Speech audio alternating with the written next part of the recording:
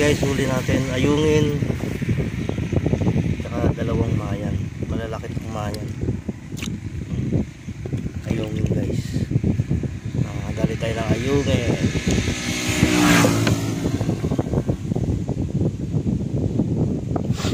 So dito to guys sa Santa Lucia, Kalumpit. Yan yung highway sa eskwelahan. So ito yung spot natin. Yan yung kalawak.